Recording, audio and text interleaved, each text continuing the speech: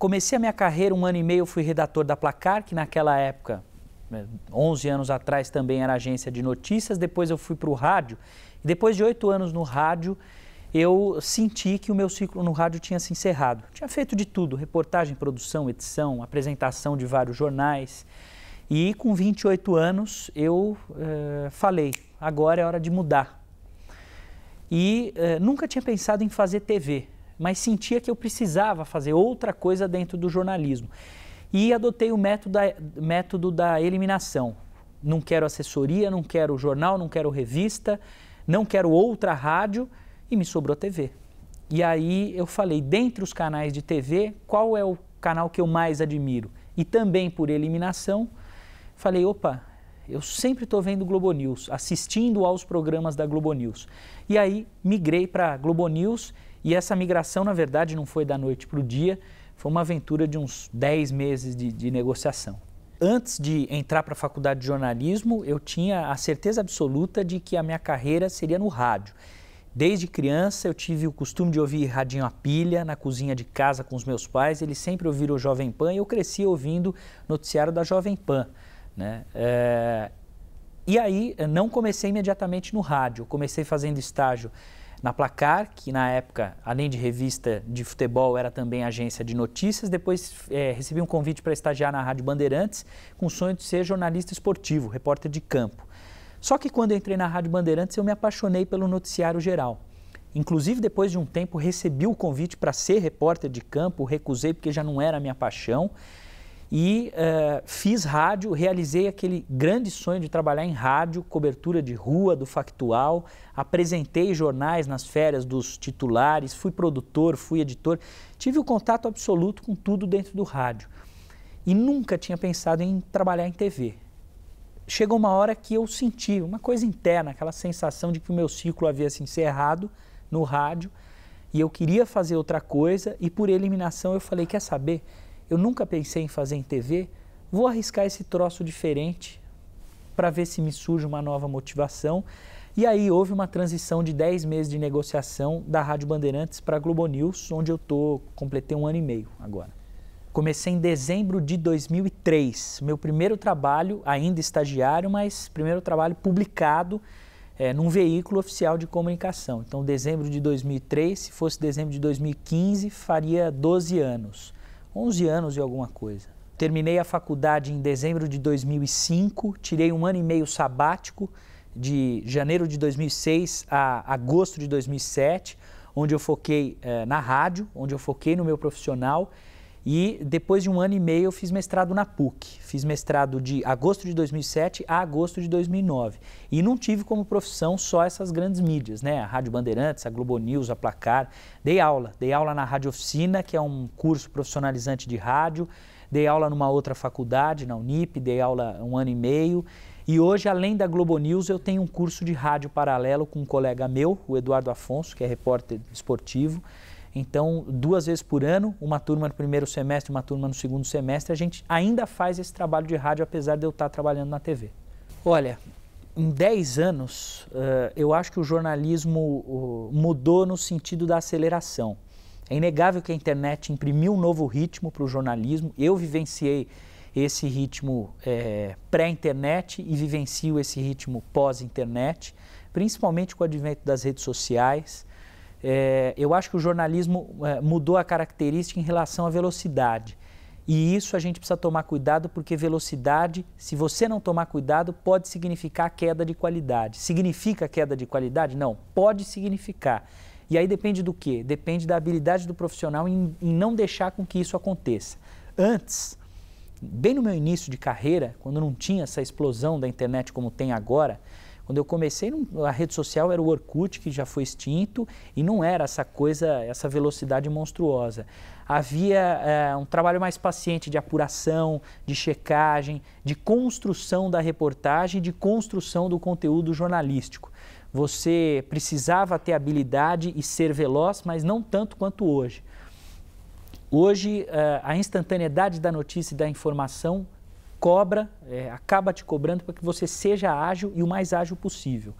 E aí você pode escorregar. O segredo está em ser ágil, mas não deixar com que isso atropele o jornalismo. Eu acho que o maior desafio do jornalista é esse, é ter essa habilidade de trabalhar com a velocidade, mas respeitando aquela regra natural do jornalismo de que você não pode fazer a coisa de qualquer jeito. Eu acho que é uma coisa muito delicada com a qual a gente tem que prestar muita atenção. A diferença é, o jornalismo eu acho que vai ser cada vez mais veloz, vai exigir cada vez mais velocidade do profissional e o profissional tem que saber a hora de botar o freio. Na empresa onde eu trabalho, ninguém é contratado sem ter diploma, nem mesmo os repórteres cinematográficos. Eles são obrigados a ter diploma de jornalismo, senão não trabalha dentro das organizações Globo.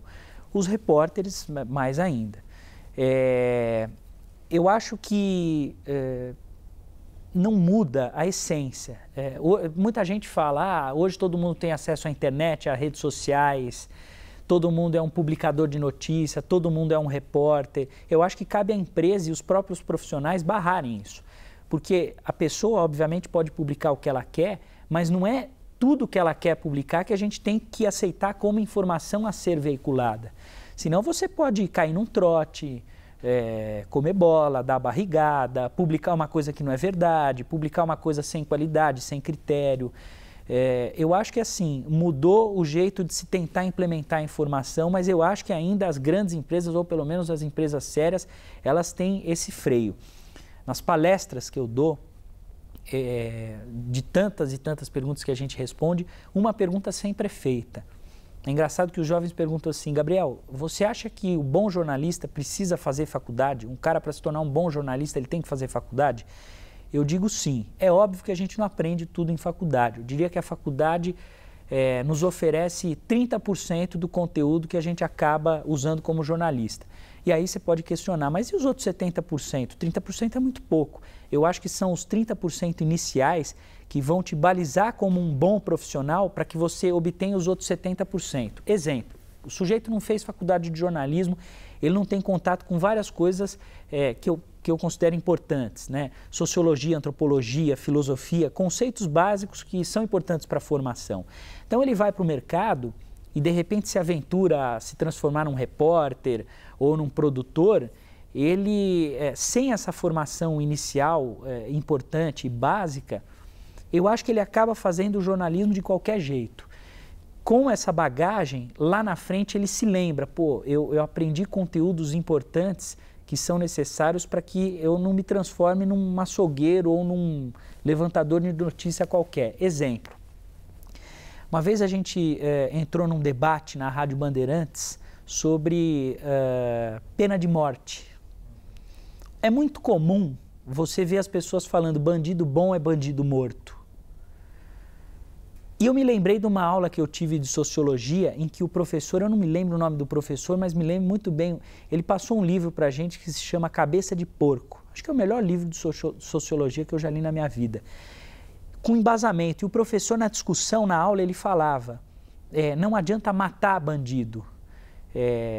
O bandido, quando ele se lança como um bandido, como um assassino ou como uma pessoa tenebrosa diante da sociedade, ele faz aquilo porque ele quer visibilidade. E o livro discutia essas coisas na raiz, né? Então, quer dizer, e aí quando houve esse debate na Rádio Bandeirantes, eu lembrei disso e coloquei isso para os colegas. Eu falei, olha gente, se for para ter um debate carniceiro, né, vamos falar o que o povo quer ouvir, mata esse bandido porque ele é um sem vergonha, eu acho que a gente vai estar se rebaixando. E levei esse conteúdo, por exemplo, que eu aprendi na faculdade para esse debate. Falei, o problema de matança, lado A contra lado B, polícia contra bandido, vai além da raiva e do ódio de simplesmente matar para eliminar um bandido que, aos nossos olhos, é um sem vergonha. E o negócio é educação, é raiz, é cultural. E levantei um monte de questões desse livro. Então esse é um exemplo que eu defendo, que eu uso para defender o diploma de jornalista. As aulas de radiojornalismo que eu tive na faculdade, de certa forma, me ajudaram para um início de um improviso quando eu já estava na Rádio Bandeirantes. As discussões sobre filosofia na faculdade. Então, mesmo que seja um detalhe, uma coisa pequena, se o sujeito faz uma faculdade bem feita, eu acho que aquela base inicial é muito importante para o momento decisivo lá na frente, na carreira. Eu acho que a faculdade foi importantíssima em vários momentos, né? Eu acho que nenhuma pessoa se arrepende de fazer uma faculdade quando ela faz com o coração e faz aquilo que ela está amando fazer. Como eu decidi muito cedo que eu queria ser jornalista, desde moleque, 13, 14 anos, eu entrei na faculdade decidido que ela era aquilo que eu queria fazer. A faculdade me marcou em vários momentos. As aulas práticas de rádio, eu sou suspeito para falar porque desde criança sou apaixonado por rádio, mas quando eu entrei no laboratório, lá no antigo prédio, era uma coisa assim incontrolável, de você torcer para o tempo não passar, para você aproveitar cada vez mais, né, aquele laboratório, aquele estúdio que não era o estúdio oficial e de transmissão, mas para a gente que gostava de rádio era uma coisa mágica. Vários momentos marcantes na faculdade, aula de telejornalismo, de radiojornalismo, as aulas de semiótica da cultura que foram importantíssimas para o meu balizamento como profissional no futuro, aulas de criação de texto, técnica de reportagem. É claro, depois você vai para o mercado, você sai da faculdade achando que aprendeu 50%, 60%, 70%, o mercado te mostra que você aprendeu 20%, 25%. Mas eu repito o que eu acabei de dizer, muitos detalhes que eu aprendi na faculdade foram decisivos, até numa postura diante do chefe, né? O chefe começa a falar de uma cobertura X e você impõe um argumento, um diálogo com detalhes e com conceitos que o cara fica te olhando e, nossa, mas ele tem razão. E coisas que você traz da sua formação de adolescente ainda. Muita leitura, muito contato com o professor, discussão, leitura de artigo, de livro, de resenha, de colunas. Eu acho que os momentos marcantes da faculdade foram vários. E esses momentos que me salvaram como jornalista agora para o futuro. Vários. Você citou esse. Esse daí foi um fato que aconteceu em janeiro de 2013 ou 14. Foi o velório do Rafael, alguma coisa, eu me esqueci o sobrenome dele, em São Caetano, uma das vítimas da Boate Kiss. A boate foi em janeiro de 2013. Então, foi 25, 24, não sei, de janeiro de 2013. Esse rapaz, o corpo foi velado em São Caetano e eu fui para cobrir o velório. E cobertura de velório é algo extremamente ingrato para o jornalista, porque quando o velório é um velório de famoso, você tem o que fazer porque todo mundo quer aparecer e falar. Quando é velório de uma pessoa, entre aspas, anônima, as pessoas não querem falar, porque não querem aparecer, elas querem o conforto do silêncio do lado dos amigos que estão dando apoio. E o jornalista se torna aquela persona não grata. E eu cheguei para o velório e tinha um corredor polonês de familiares e amigos do Rafael que perceberam que eu era jornalista porque eu cheguei com o gravador da rádio, com um adesivo da rádio. E aí eu passei assim, cabisbaixo, completamente sem graça, rezando para não ser agredido ou insultado, enfim. No final do corredor estava o tio do Rafael, que era o cara que já estava fazendo meio campo com a imprensa desde o dia do acidente. Ele me recebeu, eu pedi desculpas, eu falei que eu não queria estar ali, e ele entendeu o meu motivo e recebeu normalmente os jornalistas e começou a cerimônia. E foi um momento marcante porque houve toda a cerimônia, Pai Nosso, Ave Maria, um minuto de silêncio, e o pai do Rafael, acho que é o irmão do tio, começou a falar e contou duas histórias. Falou, ó, o Rafael antes de morrer, teve um dia que eu tive um AVC, fiquei internado, e o Rafael, para me animar, um dia no quarto, eu fui levantar para ir no banheiro do hospital e ele tinha escrito em caneta marca-texto no espelho do banheiro, pai, te amo, você é a pessoa mais importante para mim. E num outro momento, foi aniversário do Rafael um dia antes da morte. O pai tinha falado com ele, te amo, pai e tal, quando eu voltar a gente se fala. Ele contou essas duas passagens do velório e deixou as pessoas emocionadas. E no final, houve um silêncio e tinha uma garotinha de 4 anos, a Laura, que estava no colo da mãe. Imagina, não sabia o que estava acontecendo, 4 anos. E aí ela apontou para o caixão e falou, mamãe, não vai acordar? E aquilo foi deixar as pessoas comovidas, porque, enfim, não vai, né? Nunca mais vai acordar. Foi um momento marcante, porque o jornalista, no jornalismo, no dia a dia, a gente está acostumado com as desgraças e a gente meio que fica anestesiado com isso. Queda de avião, enchente, tiroteio, chacina. E nesse momento, eu vivenciei um momento de, digamos que, humanização, porque os jornalistas, eles deixaram de ser jornalistas de forma fria e cruel, né?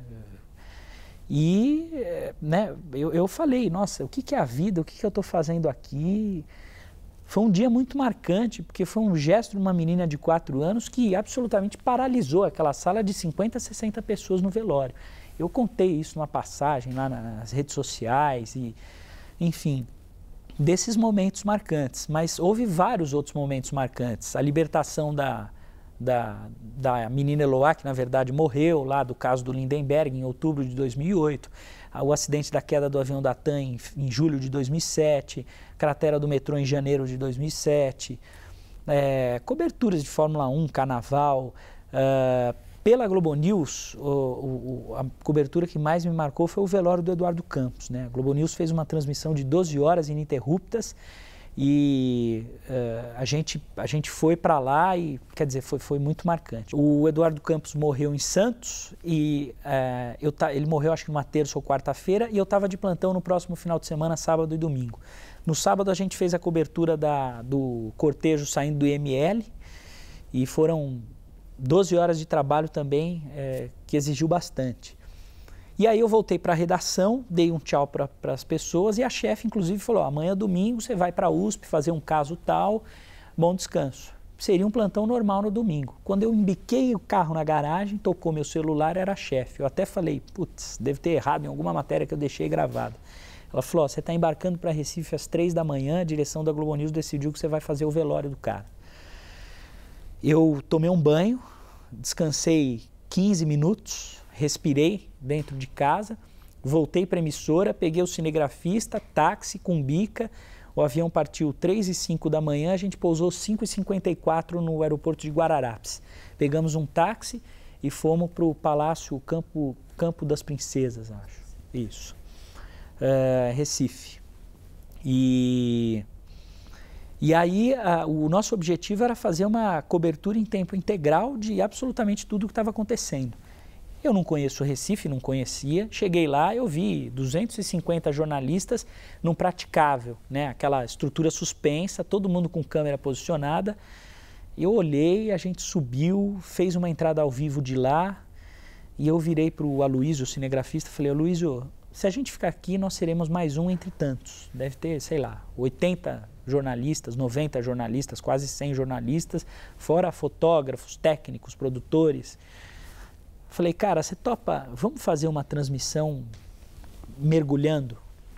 E o Aloysio corre, tem um preparo físico absurdo. Ele falou, vamos. E a gente com um transmissor, uma mochila, um mochilink, né?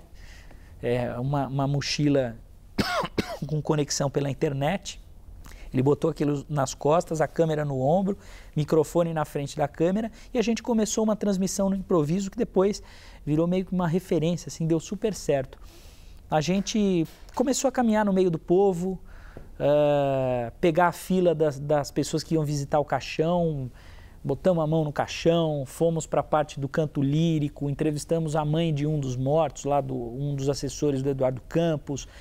No meio das pessoas, acompanhamos o cortejo, o caminhão do Corpo de Bombeiros com caixão e andando no meio do povo e buscando uma transmissão alternativa com ângulos diferentes e tentando mostrar para o telespectador que a gente estava no meio da emoção do povo. Ou seja, aquilo que estava acontecendo era o que a gente estava mostrando, porque a gente estava participando daquela emoção. E foi aí que eu acho que a Globo News ganhou na transmissão. A gente ficou das 7h30 da manhã às 7 da noite. A gente só não fez o enterro porque as 6 baterias acabaram e a gente não tinha mais como colocar bateria no equipamento. Foram 12 horas de uma transmissão, assim, foi muito gratificante porque o retorno foi muito positivo. E eu acho que o que marcou foi isso, a gente tentar passar para as pessoas para as pessoas de casa o que as pessoas dali estavam vivenciando. Eu acho que valeu sem sombra de dúvidas, assim. A gente passa por muitas dúvidas e questionamentos, né, durante a nossa vida. E a vida em todos os aspectos, né, familiar, pessoal e também profissional. O jornalismo é uma profissão que, diferentemente, por exemplo, de banco, a profissão de um executivo, de um grande empresário, não paga bem. Eu acho que o jornalismo vive uma crise, apesar de existirem várias alternativas para a gente conseguir se sobressair a essa crise, mas a gente vive muitos questionamentos ao longo da carreira. Eu sempre, a minha empreitada no jornalismo sempre foi muito solitária, né? Eu tenho amigos que têm feedback do chefe, têm um retorno, fazem um acompanhamento com coaching. Eu sempre, foi muito na raça a minha vida profissional, as minhas conquistas. Me questionei várias vezes, o que eu estou fazendo aqui, vale a pena? Por que eu estou me doando? A injeção de energia, será que vai valer a pena? Mas, ao mesmo tempo, sempre tive, em muitos momentos, muitos retornos positivos. Eu acho que valeu muito a pena até agora. E acho que, assim, sempre vai valer a pena se a gente carregar algumas coisas importantes conosco ao longo da aventura profissional. Eu acho que a primeira delas é fazer com paixão. Pode parecer um clichê, conto de fadas, discurso da Luluzinha, do príncipe encantado, da princesa, mas tem um fundo totalmente de verdade. O jornalista, eu acho que é 8 ou 80. Ou o cara gosta de informação, de comunicação, ou não dá, entendeu? É a mesma coisa o médico. Ou o cara gosta de abrir o corpo e não se importa de ver sangue jorrando, ou não vai. Eu acho que eu gosto, não começa. Não começa. Vai surfar, vai viajar, vai mochilar. Eu acho que o fundamental, o primeiro de tudo, é a paixão. Você gosta?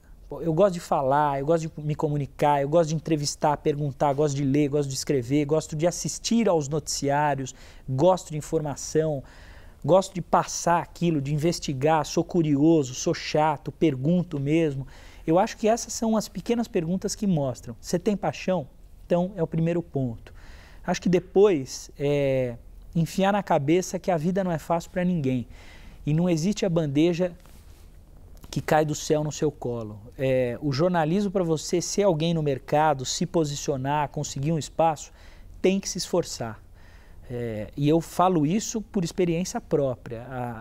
A minha entrada na Placar, a minha entrada na Rádio Bandeirantes, a minha entrada na Globo News não foi uma coisa que aconteceu da noite para o dia, que eu levantei, bocejei, espreguicei, escovei os dentes, agora eu vou entrar na Globo News, dá licença.